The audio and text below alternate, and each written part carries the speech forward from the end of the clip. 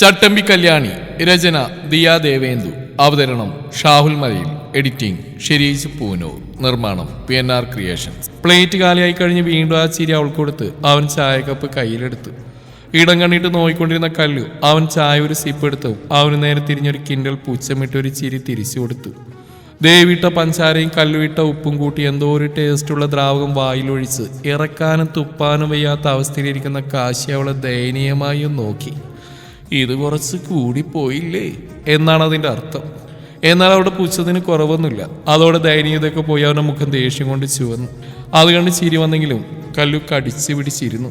ദേവിയുടെ ചോദ്യം കേട്ട് കാശി നിവൃത്തിയില്ലാതെ വായിലുണ്ടായിരുന്ന ചായ ഇറക്കി ബാക്കി ചായ ഒറ്റവലി കുടിച്ചേർത്തിട്ട് ഓടിപ്പോയി വാ കഴുകി. വായിലെ ഉപ്പെങ്കിലും പോട്ടെ. ഇങ്ങോട്ട് വന്ന വലിയ ചവിട്ടിലും ഫ്ലാറ്റിൽ പോകാൻ സമ്മതിക്കാത്തതിന് പ്രതികാരമായിട്ട് അവൻ 2 കുഞ്ഞു പണിയല്ലേ കൊടുത്തുള്ളൂ. അതിനാ അവളീ ഉപ്പ് മുഴുവൻ വാരി വലിച്ചിട്ടത്. ഇല്ല, ഇനി നിന്നെ ആ വെറുതെ വിടില്ലടി. അവൻ കണ്ണാടിയിൽ കാണുന്ന അവൻ്റെ പ്രതിബിംബത്തിൽ കാണുന്ന കണ്ണിലെ പ്രതികാരാഗ്നിയിലേക്ക് കുറച്ച് പെട്രോൾ അലി വേണ്ട, ഭയങ്കര വിലയാ, മണ്ണെണ്ണ ഒഴിച്ചു കൊടുത്തു. ആളി കത്തട്ടെ. പിന്നീട് ഉച്ചവരെ രണ്ടുപേരും തമ്മിൽ കണ്ടില്ല, അല്ലെങ്കിൽ കാണാൻ ശ്രമിച്ചില്ല. അകന്നിരുന്ന് രണ്ടും പരസ്പരം കൊടുക്കാനുള്ള പണികൾ ആലോചിച്ചുകൊണ്ടിരുന്നു. ഉച്ചക്ക് ഊണിന് നേരത്താണ് പിന്നെ ഒന്നിച്ചു വന്നു. അപ്പോൾ ഒന്നിലും ഉപ്പുവാരിടാൻ കിട്ടിയില്ല. അതുകൊണ്ട് ഡീസൻ്റ് ആയിരുന്നു. പക്ഷെ ചുടുവെള്ളത്തിൽ വീണ പൂച്ചയായി കാശി ചോറിൻ്റെയും കറികളുടെയും എന്തിന് വെള്ളത്തിൻ്റെയും വരെ ടേസ്റ്റ് നോക്കിയാണ് കഴിച്ചത്. മോൾക്ക് എന്നാ ക്ലാസ്സിൽ പോയി തുടങ്ങേണ്ടത്? കഴിക്കുന്നിടയിൽ ദേവൻ ചോദിച്ചു. വരുന്ന തിങ്കളാഴ്ച മുതൽ പോണാച്ചാ, കല്ലു പറഞ്ഞു. അപ്പോൾ എന്തായാലും നാളെ മോളുടെ വീട്ടിലേക്ക് പോകണം കേട്ടോ കാശി. 2 ദിവസം അവിടെ നിന്നിട്ട് വന്നാൽ മതി. കാശി സമ്മതം അറിയിച്ച് മൂളി. വീട്ടിൽ പോകുന്ന കാര്യം കേട്ടപ്പോൾ തന്നെ കല്ലുവിന് സന്തോഷമായി. അന്ന് മുഴുവൻ പണിയൊടുപ്പൊക്കെ മറന്ന് തുള്ളിച്ചാടി നടപ്പായിരുന്നു. കാശി എവിടെയോ പോയിട്ട് രാത്രി അവൾ ഉറങ്ങിയ ശേഷമാണ് മടങ്ങി വന്നത്. അതുകൊണ്ട് അന്ന് വേറെ പണി കൊടുക്കൽ വാങ്ങലുകളൊന്നും നടന്നില്ല. ഇനി അടുത്തങ്ങ് കല്ലുവിൻ്റെ വീട്ടിൽ. Stay tuned. വീട്ടിൽ പോകുന്നതിൻ്റെ സന്തോഷം കൊണ്ട് കല്ലു രാവിലെ തന്നെ നേരത്തെ ഉണർന്നു. പോവാനുള്ള ഒരുക്കൊക്കെ നടത്തി കഴിയും താഴെ അടുക്കളയിൽ പോയി കുറച്ചു നേരം നിന്നപ്പോഴേക്കും കാശിയും റെഡിയായി വന്നു. രണ്ടുപേരും പരസ്പരം നോക്കുന്നുകൂടിയില്ല. നേർക്കുനേർ വന്നാൽ മുഖം തിരിച്ചു പോകുന്ന സ്ഥിതിയിലാണ് കാര്യങ്ങൾ. എല്ലാവരും ഒന്നിച്ചിരുന്ന് ആഹാരം കഴിച്ച് രണ്ടുപേരെയും യാത്രയാക്കി. കാറിൽ കയറിയിരുന്ന് തിരിഞ്ഞ അച്ഛനെയും അമ്മയും ജഗുവിനെയും നോക്കി ടാറ്റ കൊടുത്തിട്ട് കല്ലു നേരെ ഇരുന്നു. അവളുടെ മനസ്സ് സന്തോഷം കൊണ്ട് ഡിസ്കോ കളിക്കുകയാണ്. ഹിയ ഹിയ, എത്രയും വേഗം വീട്ടിലെത്തിയാൽ മതി എന്നായിരുന്നു അവൾക്ക്. അതുകൊണ്ടാവാം 50 കിലോമീറ്റർ സ്പീഡൊക്കെ കുറവാണെന്ന് തോന്നിയത്. ഇയാൾ കുറച്ച് വേഗം ഓടിച്ചാലെന്താ? അവൾ പുറത്തേക്ക് നോക്കിയിരുന്ന് കാശി കേൾക്കാവുന്ന ശബ്ദത്തിൽ പിറുവിറുത്തു. നേരിട്ട് സംഭാഷണങ്ങളൊന്നുമില്ല. അതാണിങ്ങനെ പിറുവിറിക്കൽ ലൗഡ് സ്പീക്കറിൽ പ്ലേ ചെയ്യുന്നത്. നിനക്ക് സ്പീഡിൽ പോണല്ലേടി, കാണിച്ചു തരാം. കാര്യം നല്ല വ്യക്തമായി കേട്ട കാശി സ്റ്റീരിയോ ഓൺ ചെയ്തു. ഇനി മാതിരി പിറുവിറിക്കൽ കേൾക്കാതിരിക്കാൻ. അതിലൂടെ ഒഴുകി വന്ന ടപ്പാങ്കുത്ത് സോങ്ങിൻ്റെ ഒപ്പം അതേ താളത്തിൽ അവൻ അവളെ പുച്ഛിച്ചിരിച്ചു. എന്നിട്ട് പയ്യെ സ്പീഡ് കുറച്ചു.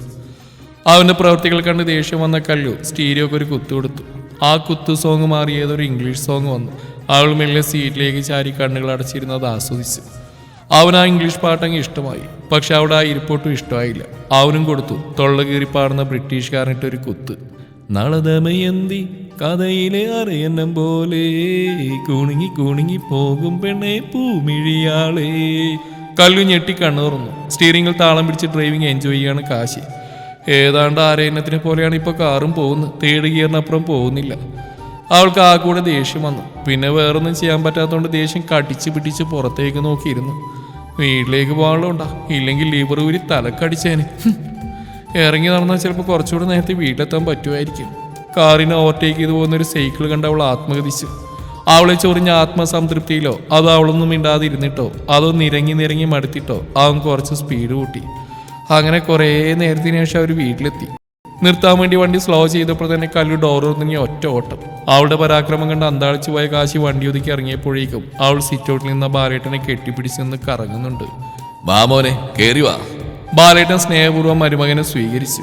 ഇതേ സമയം അകത്തുനിന്ന് ജനൽ വഴി കല്ലുവിനെ നോക്കുന്ന യദുക്കുട്ടൻ അവരകത്തേക്ക് നടക്കുന്ന കണ്ട് പുറകോട്ട് ഓടി. രാതു അടുക്കളയിൽ നിന്ന് വന്ന് മകളെയും മരുമകനെയും സ്വീകരിച്ച് ചായയും പലഹാരങ്ങളും കൊടുത്ത് സൽക്കരിച്ചു. വിശേഷങ്ങളൊക്കെ ചോദിച്ചറിയുന്ന കൂട്ടത്തിലാണ് കല്ലു ആ വിടവ് തിരിച്ചറിഞ്ഞത്. യദുയോടമ്മ ഇവിടെ എവിടെയെങ്കിലും കാണും. ആ പറമോനെ, അമ്മ എന്തു പറയുന്നു? കല്ലുവിനെ പുച്ഛിച്ചുകൊണ്ട് രാതു മരുമകനെ സ്നേഹിച്ച് കൊല്ലുകയാണ്. അവനെവിടെ പോയി എന്ന് വെറുതെ ആലോചിച്ച് നോക്കിയ കല്ലുവിൻ്റെ മനസ്സിൽ എന്തോ കത്തി. പിന്നെ കത്തിച്ച് വിട്ട പോലെ ഒരു ഓട്ടായിരുന്നു മുകളിലേക്ക്. ആരും തെറ്റിദ്ധരിക്കരുത്, മുകളിലെ നിലയിലേക്ക്. അവളുടെ ഓട്ടം കണ്ട് കാശി ഞെട്ടിയെങ്കിലും അതിവിദഗ്ധമായി ഞെട്ടൽ മറച്ചു പിടിച്ച് നിന്നു. അതിലും വിദഗ്ധമായി വേറെ 2 പേർ ഞെട്ടൽ മറച്ചു പിടിച്ച് നിൽക്കുന്നുണ്ടായിരുന്നു. മുകളിലെ നിലയിൽ നിന്നെന്തോ ശബ്ദമൊക്കെ കേൾക്കാൻ തുടങ്ങിയതും മറച്ച ഞെട്ടലൊക്കെ പയ്യെ പുറത്തിയാടാൻ തുടങ്ങി. അഭിമാനമല്ലല്ലോ, വീടും സാധന സാമഗ്രികളും മക്കളൊക്കെ അല്ലേ വലുത്. അതുകൊണ്ട് കല്ലു പോയ വഴിയെ 3 പേര് ഓടി. ശബ്ദത്തിന്റെ ഉറവിടം തിരിച്ചറിഞ്ഞ് ചെന്ന് നിന്ന കല്ലുവിന്റെ മുറി. യദുവിനെ കാണാതെ വന്നപ്പോഴേ അവൾക്ക് തോന്നിയിരുന്നു അവനവളുടെ മുറിയിൽ ഉണ്ടാവുമെന്ന്. അതാണ് സമയം പാഴാക്കാതെ അങ്ങോട്ട് വെച്ചു പിടിച്ചത്. അവളുടെ കണക്കൂട്ടിലൊന്നും തെറ്റിയില്ല. ചെക്കൻ അവിടെ തന്നെ ഉണ്ടായിരുന്നു. കട്ടിൽ മലർന്നു കിടന്ന് കാറ്റൊക്കെ കൊണ്ട് പബ്ജി കളിക്കുക. കല്ലുവിനെ കണ്ടിട്ടും കാണാത്ത മട്ടിൽ കിടന്നു. എന്തിനാ? വെറുതെ അവളുടെ കയ്യിൽ നിന്ന് മേടിച്ചു കൂട്ടാൻ വേണ്ടി മാത്രം. ദേഷ്യം വന്നാൽ കല്ലു അല്ലാതാവും. കട്ടിൽ കിടന്ന യദുമോ നടുവിന് ചവിട്ടുകൊണ്ട് നിലത്തേക്ക് വീണു. ഫോൺ കട്ടിൽ സേഫായി കിടപ്പുണ്ട്. അതിൻ്റെ അടുത്ത് അയാൾ കയറി കിടന്നു. നേരത്തെ അവൻ കിടന്ന പോലെ തന്നെ. ചാടി എണീറ്റ് അല്ല, അങ്ങനെ ചാടി എണീക്കാൻ പറ്റില്ലല്ലോ. നടുവിനല്ലേ അവൾ ചവിട്ടിയത്. 2 കൈയും നടുവിന് കുത്തി പയ്യെ നിലത്തുനിന്ന് എണീറ്റ് നിന്നു. നിനക്ക് ഇതിന്റെ വല്ല ആവശ്യം ഉണ്ടായിരുന്നോ? അവളുടെ ബ്ലഡ് തന്നെയാണ് ഇവന്റെ ബ്ലഡ് എന്ന് അവൻ ഒരിക്കൽ കൂടി തെളിയിച്ചു. ഇത്തവണ കല്ലും നടുവും തല്ലി നിലത്ത് വീണു. The real battle begins. ഒരാൾ കിടക്കുന്നു, അടുത്ത ആൾ ചവിട്ടി താഴെയിടുന്നു. അയാൾ കയറി കിടക്കുന്നു, നിലത്തുനിന്ന് എണീറ്റ് വരുന്ന സാധനം ഒരു ചവിട്ടിന് കട്ടിലെ സാധനത്തെ ചവിട്ടി താഴെയിടുന്നു. റിപ്പീറ്റ്. ഒരാൾ കിടക്കുന്നു, അടുത്ത ആൾ ചവിട്ടി താഴെയിടുന്നു, അയാൾ കയറി കിടക്കുന്നു. ഇതൊക്കെ കണ്ട് വാതിൽക്കൽ ഒരു മരുമകന്റെ മുമ്പിൽ ഇമേജ് ഡാമേജ് ആയി പോയൊരു അച്ഛനും അമ്മയും നിൽപ്പുണ്ടായിരുന്നു. അവർക്ക് കാണാതിരുന്ന് കണ്ടതിന്റെ സ്നേഹാമോനെ രാധു. ഇതുപോലെ സ്നേഹം ആദ്യ രാത്രി എന്റെ മുതുകിൽ തന്നെ കിട്ടിയായിരുന്നു എന്ന് പറയണമെന്ന് തോന്നിയെങ്കിലും കാശി മറുപടി ഒരു ചിരിയിൽ ഒതുക്കി. മോനിങ് പോര്, ഇനി രാധുവിന്റെ കയ്യിൽ നിന്ന് കിട്ടാൻ രണ്ടും അടങ്ങില്ല. ബാലേട്ടൻ പയ്യെ കാശിയോടുന്ന് വലിച്ചു. താഴെ വന്ന കൗശലിൽ നിന്ന് അവർ വേറെന്തൊക്കെയോ ചർച്ച തുടങ്ങി. രാധുവിന്റെ പട കിട്ടിയ നിർവൃതിയിൽ യദുവും കല്ലും താഴേക്ക് വന്നു. ഊണൊക്കെ കഴിഞ്ഞ് 2 പേരും അടുത്ത വീട്ടിലൊക്കെ തല കാണിക്കാൻ പോയി. പൊന്തി തള്ളി വിട്ടു എന്ന് പറയുന്നതാവും ശരി. ഈ പേട്ടത്തലകൾ കണ്ടിട്ട് അവർക്ക് എന്ത് കിട്ടാനാണ്? അതുകൊണ്ട് അധികം അവിടെ നിൽക്കാതെ പെട്ടെന്ന് തന്നെ തിരിച്ചു വന്നു. ഊണ് കഴിഞ്ഞാൽ കേമായിട്ടൊരു ഉറക്കുന്ന പദ്ധതി ആദ്യം അച്ഛനും അമ്മയും ചേർന്ന് വിരുന്നിന്റെ പേരിൽ മുടക്കി. എന്നാൽ തിരിച്ചു വന്നപ്പോൾ കിടന്നുറങ്ങുക എന്ന പദ്ധതി അനിയനും മുടക്കി. അവനിപ്പോൾ തൊടിയൊക്കെ കാണാൻ പോകണം. വഴി തെറ്റിപ്പോലും ആ വഴിക്ക് പോകാത്തവനാ ഇപ്പൊ പോണെന്ന് പറയുന്നു. അളിയൻ അവിടെ ഒന്നും കണ്ടില്ലല്ലോ, അതാണ് കാരണം. എന്നാൽ അളിയനും പോയി കണ്ടിട്ട് വായെന്ന് പറഞ്ഞ് വലിയ നോക്കിയ കല്ലുവിനെ വലിയളിയൻ കയ്യോടെ പൊക്കി. നീ ഇല്ലാതെ ഒരു രസമില്ല കല്ലു എന്നതിന്റെ വായിന്ന് ഇങ്ങനെയൊക്കെ വീഴുമ്പോൾ കല്ലുവിന് വിശ്വസിക്കാനേ പറ്റുന്നില്ല. ഏതു നിന്നുകൊണ്ടാ, ഇല്ലായിരുന്നെങ്കിൽ മനസ്സിലുള്ള പോലെ അങ്ങനെ ഇപ്പൊ നീ മാത്രം കിടന്നുറങ്ങേണ്ട എന്നൊക്കെ പറഞ്ഞേനെ. വലിയ പരിക്കളൊന്നുമില്ലാതെ 3 തിരിച്ചു വന്നു. അച്ചു ഡി വാ പോവാ. ഇവിടെ എന്താടി? ദേ അയാൾ ഇവിടെ വന്നിരിക്കുന്നു. എവിടെ? അച്ചു തിരിഞ്ഞു നോക്കിയപ്പോൾ കണ്ടു തൊട്ടുപുറകിലെ ടേബിൾ മീനുവിനെ നോക്കിയിരിക്കുന്ന സായിയെ. വാടി പോവാ. ദേ പെണ്ണെ, ഇന്നിപ്പോ 3ാമത്തെ ഫുഡ് കോർട്ടിലാ ഇയാൾ കാരണം കയറുന്നു. എവിടെ കയറിയാൽ എന്തെങ്കിലും വാങ്ങാൻ തുടങ്ങുമ്പോൾ എവിടെന്നെങ്കിലും പൊങ്ങി വരും. ഇവിടെ വാങ്ങിച്ചു കഴിഞ്ഞാൽ വന്ന് എനിക്കാണീ വിശന്നിട്ട് വയ്യ. വീട്ടിൽ പോകുന്ന എന്നെ പിടിച്ചോണ്ട് വന്നില്ലേ നീ? ഇത് കഴിക്കാൻ ഞാൻ ഇങ്ങോട്ടും ഇല്ല. അച്ചു തീർത്ത് പറഞ്ഞു. അച്ചു ഒരു കൊച്ചുമില്ല, വേഗം കഴിച്ചാൽ വേഗം പോ. ഒട്ടും പറ്റുന്നതിൽ ഇവിടെ വന്നിരിക്കേ. അപ്പൊ അയാളെ കാണണ്ടല്ലോ. ഞാൻ ഇവിടെ ഇരിക്കാം, ഞാൻ അവിടെ ഇരിക്കാം. മീനുവിന് സന്തോഷമായി. പെട്ടെന്ന് അവർ സീറ്റ് എക്സ്ചേഞ്ച് ചെയ്തു. പക്ഷേ സായി വിട്ടുകൊടുക്കലെന്ന് തീരുമാനിച്ചു തന്നെയാണ്. അവൻ എക്സ്ചേഞ്ച് ചെയ്യേണ്ട ആവശ്യം വന്നില്ല. കാരണം ഇപ്പൊ മീനിരിക്കുന്നതിന് ഓപ്പോസിറ്റായി ടേബിളിൽ ആരുമില്ല. അതുകൊണ്ട് അവൻ നേരെ അവിടെ ചെന്നിരുന്നു. അവൾ വീണ്ടും പെട്ടു. അവളുടെ ദയനീയ മുഖം കണ്ട അച്ചുവിന് പാവം തോന്നി. എനിക്ക് തോന്നുന്നതേ നീ വായി നോക്കി ആരെങ്കിലും പകരം വീട്ടുന്നായിരിക്കുന്ന. ഒന്ന് പോടി, ഞാൻ ഇയാളെ ആദ്യമായിട്ടൊന്ന് കണ്ടെന്നെ. ഇനിയൊരു വഴിയേ ഉള്ളൂ, അച്ചു കൂലങ്കുഷമായി ചിന്തിച്ചിട്ട് പറഞ്ഞു. എന്തു വഴി? മീനൂസിന് ആകാംക്ഷയായി. നീ നേട്ടിയെന്ന് അയാളോട് പറ, നിന്നെ ഫോളോ ചെയ്യരുതെന്ന്. ഓഹ് എന്റെ ബുദ്ധു. അവൾ തലക്ക് കൈ കൊടുത്തു പോയി. എടി അയാളെ കണ്ടാലറിയാം എന്തോ തരികിടയാണെന്ന്. സപ്പോസ് ഞാൻ ചെന്ന് അയാളോട് അങ്ങനെ പറഞ്ഞ അപ്പം അയാൾ ചോദിക്കും ആര് ഫോളോ ചെയ്തു, കുട്ടിക്ക് തോന്നിയതാവുന്നു. അതുകൊണ്ടാണ് ഞാൻ ചോദിക്കാത്തേ. എന്നാ പോട്ടെ. എന്നാൽ ഇതാരായിരിക്കും? എങ്ങനെയാവും നിന്നെ നോട്ടോട്ട്? കല്ലുവിന്റെ കല്യാണത്തിനല്ലേ ഇയാൾ ആദ്യമായിട്ട് കണ്ടത്. അവിടെ ആരെങ്കിലും ആവും. അവരുടെ ബന്ധുക്കൾക്ക് ഏകദേശം നമുക്കറിയാലോ. കാശിയേണ്ട ആരെങ്കിലും ആവും. അങ്ങനെ വരാം. എന്തായാലും കല്ലു വരട്ടെ, എന്നിട്ട് തീരുമാനം ഉണ്ടാക്കാം. രാത്രി കിടക്കാൻ നേരമാണ് പിന്നെ കാശിയും കല്ലുവും തനിച്ച് കാണുന്നത്. കല്ലു അവനെ നോക്കി പൂച്ചിച്ചിട്ട് പുതപ്പെടുത്ത് ചുറ്റി മറുവശത്തേക്ക് തിരിഞ്ഞു കിടന്നു. ഇതിപ്പോ പതിവാണല്ലോ. അതുകൊണ്ട് അവനും കട്ടിലിന്റെ ഓരം ചേർന്ന് കിടന്നു.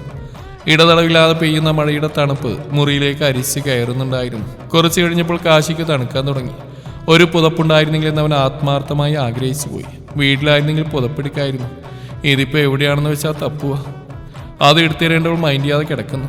കാശി കുറച്ചേരം ആലോചിച്ചിട്ട് തണുപ്പ് സഹിക്കാൻ വയ്യാതായതുകൊണ്ട് മെല്ലെ കല്ലുവിന്റെ പുതപ്പിൽ പിടിച്ച് വലിച്ചു. ഡോ എന്ത് വൃത്തിയായി കാണിക്കുന്നത്?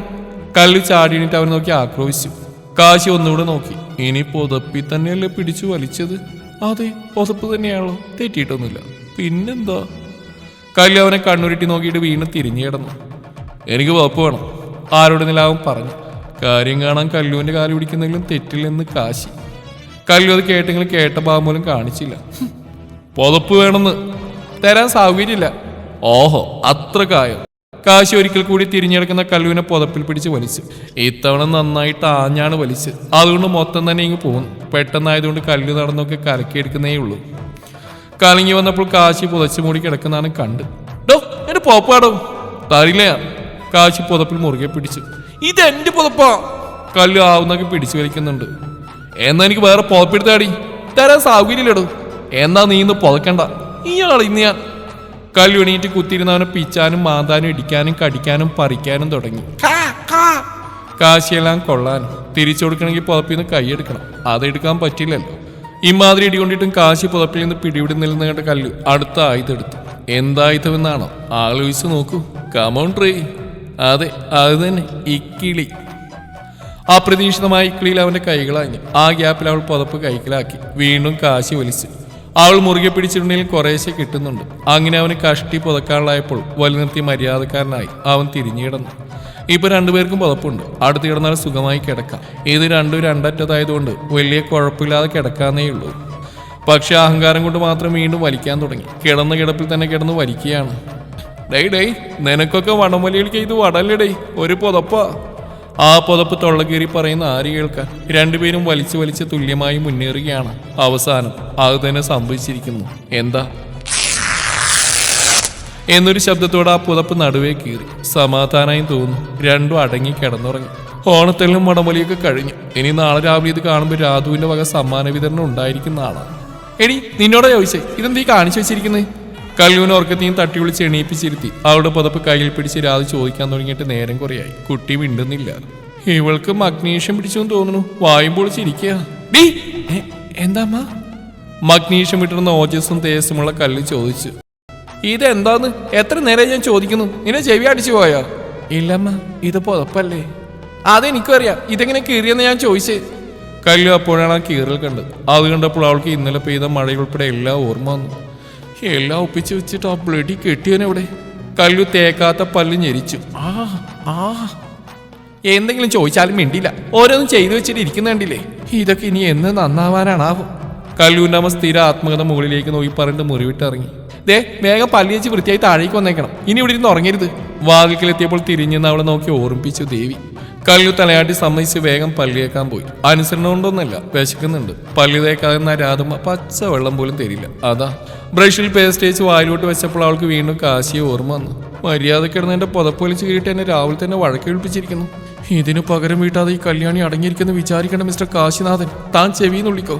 തനിക്കുള്ള 8ന്റെ പണി ഞാൻ ഉടനെ തരും. ശേഷം ആ ബ്രഷ് പല്ലിട്ട് നന്നായിട്ട് ഉരച്ചു. എനിക്ക് എന്റെ കാൽസ്യം തേച്ച് പിടിപ്പിക്കാൻ ഒരു 10 സെക്കൻഡ് തരൂ. ഒറ്റ സെക്കൻഡെങ്കിലും താടേ. ബ്രഷിനും പല്ലിനിടയിൽ കിടന്ന് കോൾഗേറ്റ് ദീനമായി രോധിക്കുന്നു. കാശി രാവിലെ ഉണർന്ന് ബാലേട്ടിന്റെ കൂടെ കൂടി. ഓരോന്നും സംസാരിച്ചു വന്നവർ പുതിയ ബിസിനസ് പ്ലാനുകളിലെത്തി. അങ്ങനെ പുതിയ പ്ലാനിന്റെ സാധ്യതകളും അതിന്റെ എക്സിക്യൂഷനൊക്കെയായി ചർച്ച നീണ്ടുപോയി. കുറച്ചു കഴിഞ്ഞ് ആരൊക്കെയെ കാണാൻ വേണ്ടി രണ്ടുപേരും പുറത്തേക്ക് പോയി. കല്ലു വന്നതറിഞ്ഞ് അച്ചുവും മീനും പാഞ്ഞെത്തി. ദാ കൈയോടെ ഏറ്റു വാങ്ങിക്കോ. രണ്ടുപേരും കയ്യിലുണ്ടായിരുന്ന ഓരോ കെട്ടുബുക്കളുടെ കയ്യിലേക്ക് വെച്ച് കൊടുത്തു. എല്ലാം കൂടെ കണ്ട് കല്ലുവിന്റെ കണ്ണു തള്ളിപ്പോയി. ഇതൊക്കെ എന്താ? ഇതെല്ലാം നീ വരാത്ത ദിവസം നോട്ട്സാ? ഇത്രക്കോ?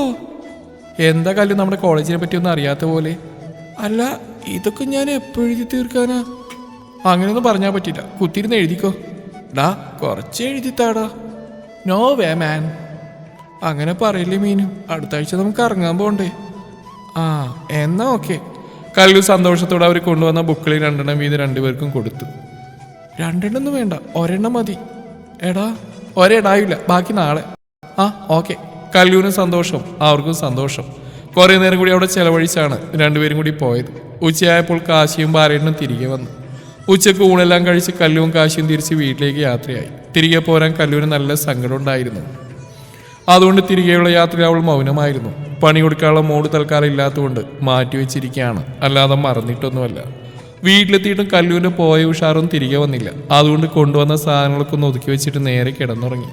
പക്ഷേ പിറ്റേന്ന് രാവിലെ ഉണർന്ന കല്ലുവിന് നല്ല ഉഷാറുണ്ടായിരുന്നു. രാവിലെ മുതൽ കാശിക്കുള്ള പണിയാണ് അവളുടെ മനസ്സിൽ. എന്ത് കൊടുക്കും, എങ്ങനെ കൊടുക്കും എന്നൊക്കെ ഇനി വേണം പ്ലാൻ ചെയ്യാൻ. ഒരു പ്രോപ്പർട്ടിക്ക് വേണ്ടി അവൾ ആ വീട് മുഴുവൻ അരിച്ചു പെറുക്കി. ഒന്നിലങ്ങ് തൃപ്തിയാവുന്നില്ല. ഇന്ന് കോളേജിൽ പോയതുകൊണ്ട് പിന്നെ പോയി റെഡിയായി. കാശി വീട്ടിലുണ്ടായിരുന്നില്ല, ഓടാൻ പോയി കാണും. കല്ലു അവൻ്റെ സാധനങ്ങളൊക്കെ എടുത്തു നോക്കി. ആദ്യം കിട്ടിയത് വാലറ്റാണ്. ഇതിലിപ്പോൾ എന്താ ചെയ്യുക? കല്ലു താടിയിൽ വിരൽ കുത്തി ആലോചിച്ചു. ഒന്നും ചെയ്യാനില്ല. അവൾ തിരികെ വെക്കുന്നതിന് മുമ്പ് ഒന്ന് തുറന്നു നോക്കി. കാശും കാർഡൊക്കെ ഉണ്ട്. സൈഡിൽ കുറെ ഫോട്ടോയും ദേവസ്വനും അമ്മയും ജഗ്ഗും ഉണ്ട്. പിന്നെ ഒരു ബ്ലാക്ക് ആൻഡ് വൈറ്റ് കല്യാണ ഫോട്ടോ. അതാരാണെന്ന് അവൾക്ക് മനസ്സിലായില്ല. ദേവസ്വനും ദേവിയമ്മയല്ല, പിന്നെ ആരായിരിക്കും? ആലോചിച്ച് നിൽക്കുന്നതിനിടെ കഥ കൊടുക്കുന്ന ശബ്ദം കേട്ട് കല്ലു പെട്ടെന്ന് ഇരുന്നെടുത്ത് വെച്ച്. എന്നിട്ട് ഒന്നും അറിയാത്ത മട്ടിൽ കോളേജിൽ കൊണ്ടുപോകാനുള്ള ബുക്കൊക്കെ എടുത്ത് ബാഗിൽ വെച്ചുകൊണ്ടിരുന്നു. കാശി അവളെ നോക്കി വാർഡ്രോബിൽ നിന്ന് ഡ്രസ്സ് എടുത്ത് പുറത്ത് വെച്ചിട്ട് വാഷ്റൂമിൽ കയറി. ഡോർ അടയുന്ന കേട്ടാണ് കല്ലു പിന്നെ തിരിഞ്ഞ്. അപ്പതേ അയൺ ചെയ്ത് മടക്കി നല്ല കുട്ടപ്പനാക്കി വെച്ചിരിക്കുന്ന ഷർട്ടും പാൻറ്റും ഇരിക്കുന്നു. കല്ലു ഓടി അതിനടുത്തേക്ക് ചെന്നു. ഹൈ ഹൈ, നല്ല വെള്ള ഷർട്ട്. ഞാനൊരു കലക്ക് എൻ്റെ കറവേട്ടാ. ഇതിലിപ്പോൾ എന്താ ചെയ്യുക? ഉജാല ഒഴിക്കാന്ന് വെച്ചാൽ അതെവിടെ ഇരിക്കുന്നത് അറിഞ്ഞൂടാ. എന്നാ പിന്നെ കല്ലു നേരെ താഴേക്ക് പോയി ഗ്ലാസ്സിൽ കുറച്ച് വെള്ളം എടുത്ത് ഗാർഡനിലേക്ക് ഓടി. അവിടുന്ന് കുറച്ച് മണ്ണെടുത്ത് ആ വെള്ളത്തിൽ കലക്കി തിരിച്ച് മുറിയിലേക്ക് വന്നു. ആദ്യം ചുറ്റിക്കറങ്ങിയപ്പോൾ നോട്ടം ഇട്ടുകൊണ്ട് പെട്ടെന്ന് നിന്ന് എടുക്കാൻ പറ്റി. കാശി ഇറങ്ങിയില്ലെന്ന് ഒന്നുകൂടി ഉറപ്പുവരുത്തിയിട്ട് ആ ഷർട്ട് എടുത്ത് ടേബിളിലേക്ക് വെച്ചു. എന്നിട്ട് ചറപറാ വെള്ളം തളിച്ച്. വാവ്, ബ്യൂട്ടിഫുൾ. ഷർട്ട് മടക്കി ഇരുന്ന പോലെ വെച്ചിട്ട് വേഗം ബാഗ് എടുത്ത് പുറത്തേക്ക് ഓടി. ബ്രേക്ക്ഫാസ്റ്റ് കഴിക്കാൻ എല്ലാവരും ഇരുന്നു. കാശിയെ കണ്ടില്ലല്ലോ, അവനെന്താ മോളെ ലേറ്റ് ആവുന്നേ? SSLC ചെയ്ത് റിസൾട്ട് കാത്തിരിക്കുന്ന പോലെ ഇരുന്ന കല്ലുവിനോട് ദേവേട്ടൻ ചോദിച്ചു. ടെൻഷനിലായിരുന്നുകൊണ്ട് തന്നെ അവൾ പെട്ടെന്ന് ഞെട്ടി. അതിലും വലിയ ഞെട്ടലുള്ള വക പിറകെ വന്നു. റൂമിൽ നിന്ന് കല്ലോ എന്ന കാശിയുടെ അലർച്ചയും അത് പ്രതീക്ഷിച്ചെന്ന പോലെ കല്ലുവിന്റെ റിയാക്ഷനും കണ്ട് ഏതാണ്ട് എല്ലാവർക്കും സംഭവം കത്തി. ലവളിൽ അവനിട്ട് പണിതാണെന്ന്. കല്ലു എങ്ങോട്ട് ഓടണമെന്നറിയാതിരുന്നു. പോണോ? പോയില്ലേ ഇങ്ങോട്ട് വരും. പോയേക്കാം. അവൾ മുന്നിൽ മിഴിച്ചിരിക്കുന്നവരെ നോക്കി ഒരു വളിച്ച ചിരി എടുത്തിട്ട് റൂമിലേക്ക് ഓടി. തുടരും ഈ കഥയുടെ ബാക്കി ഭാഗം നാളെ ഇതേ സമയം.